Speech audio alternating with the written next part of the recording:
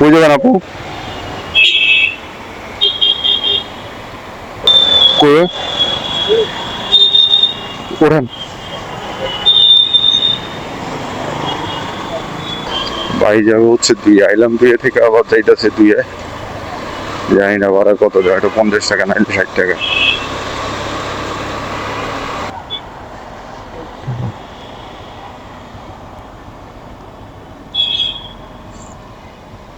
বাইকে নামাই দিলাম হচ্ছে ওয়েস্টিনের কোনায়। আমি ছিলাম গুলশান 2, গুলশান 2 থেকে আবার গেলাম বনানী 11।